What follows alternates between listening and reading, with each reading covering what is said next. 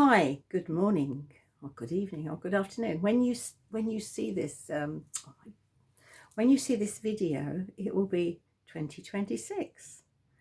So I just wanted to come on here today to say that I'm going to tell you more about who I am and what I do, and how I can support you and help you through the year of 2026. It's been a turbulent year, I think, and I'm not going to pretend I know much about numerology because I don't, but next year it's a year 10, or a lot of people refer it to a year 1, and that means it's really like new beginnings. So it's making intentions, setting intentions, but also clearing out now what you don't want, what doesn't serve you, who doesn't serve you. What do you need to do to make your life more on par for you? So I wanted to say happy 2026. Here's to a healthy, wealthy, prosperous, loving year. And I know many of you want that as well as I do. It's, as I said, it's been a quite a tiresome year, isn't it? It stops and starts, stops and starts. But over that year, over this last year, I've learned a lot about myself. I've learned a lot about my skills. I've discovered the synchronicities, the signs, and the, I'm not sure the word that I'm looking for at the moment. It'll come back to me in a minute.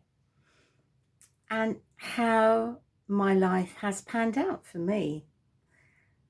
I don't know how much you know about me. I don't know how much I want to tell you about me. Put it that way. But I am going to tell you some about me. I'm a child from a family. Sorry, I am from a family of 6. I am the 4th child of 6. Sadly, in 2007, I lost my eldest sister to a brain tumour. I just wanted to add that because I wanted to have some respect for my sister that is not living on this earth, but she is living here with me. She's in my heart, she's around me, she's supporting me, she's encouraging me, she's giving me that shove that I need to get out there. So things were okay when I grew up. Things were different then than they are now. There wasn't a lot of anything. There wasn't a lot of money. But we always had plenty of what we needed, plenty of food, plenty of warmth, plenty of fun. We had great grandparents and extended family like aunts and uncles and cousins, and so it was always good. Always good. Then at the age of 15, I went into the hairdressing industry, which I absolutely adored. It was my dream. It was my dream come true. It was something that I'd wanted to do from a very young child. I was always interested in cutting hair, seeing how it lies, the shape of the head, the use of the scissors, how you make someone feel. So this is where I'm leading into, because I talked to you about my medicine bag for my spiritual work, but when I was reflecting back on what I'd said previously, I realised that I had a medicine bag that I was already using. Different tools, yes, different tools, because I had scissors, combs, brushes, hair dryers, hair colouring, perm solution, perm rods. But my biggest tool was me. My biggest tool was me, how I could make my client feel wonderful in a very short space of time.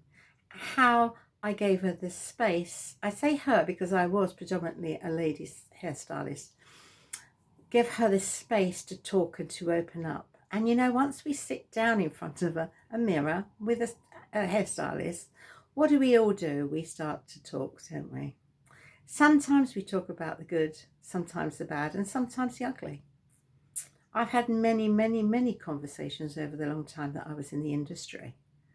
But what happened was that my clients would go out feeling so much better than when they walked in, and they thought they'd just come to have their hair done.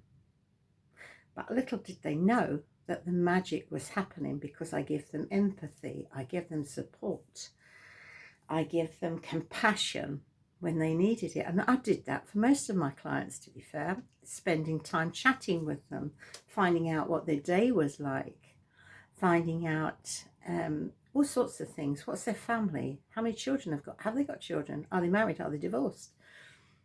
I speeded up then, didn't I? I speeded up because I don't want to make this too long, but I want to make this long enough to make sense.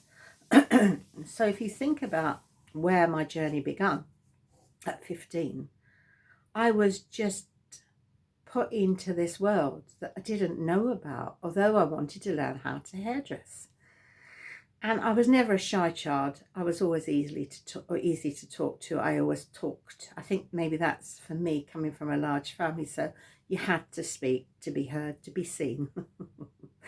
And I'm sure that many of you that have come from large families will actually agree with that.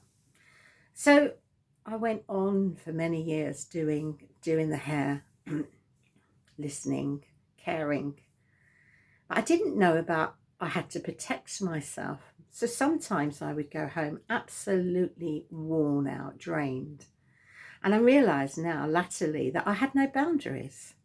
So it didn't matter that they stepped over my time and I was running late, although I had to be very mindful of that because I had other clients waiting. So as I've got older and more experienced with this business that I run now, Live Your Dream Life Coaching, and it's a spiritual business, intuitive spiritual business that I run now. But I have boundaries now. So some people are like, they use you as a sponge. They suck the life out of you. They are vampires. But they're not the sort of clients that I enjoy working with. And they're not the sort of clients that I've enjoyed working with in the past. But my toolbox is very similar, my medicine box. I don't know why I call it a toolbox, because I think when I first started coaching many years ago, God, it's a long time this year, when I first started on my coaching qualifications, I was still hairdressing at the time. I was a qualified further education teacher as well. So there was lots going on when I was training, but I loved every moment of it. I lost my thread then for a minute. But I called my business Live Your Dream Life Coaching because I enjoyed every moment of it when I was training, what I was learning, the clients that I was practicing on. And it was like I was living my dream. And that is what my message is, I think, to say to you. Live your dream, live your dream. Don't say no to anything. Take a chance, take a risk. But in my medicine bag, as I said, going back, in my medicine bag is years and years and years of skills, knowledge, wisdom, understanding, and formal qualifications, of course, certificates till they come out of your ear. I'm an NLP practitioner. I'm a theta healer. I have many strings to my bow, but we're not going to do a CV, isn't it? A CV, no. You don't need to know any of that. What you need to know is that I can take you from the darkest place using tools out of my medicine bag.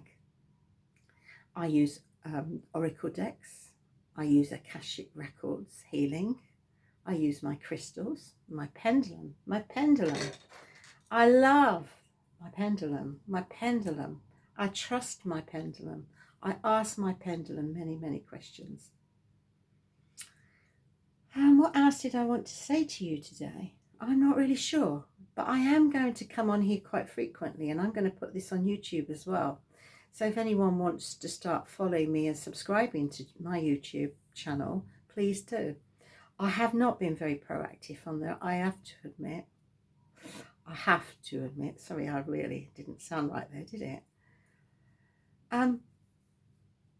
But I would like to go on there more, because I would like to tell you more about what's going to happen throughout the year.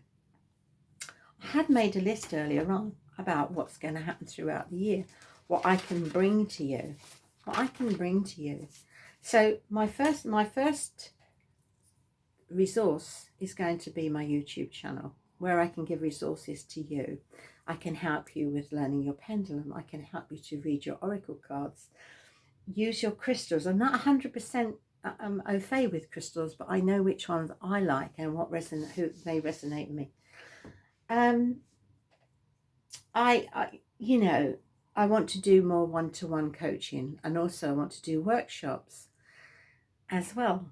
FaceTime, human time, real time, instead of on the internet. I want to get people in a room. I want to help people to connect, to build this community, this loving community that we have. I want you to be able to feel part of a community, to be part of feeling special, unique, cared for, heard, and help you to move on from those wounds, because we all have wounds. Some of them are ancestral wounds.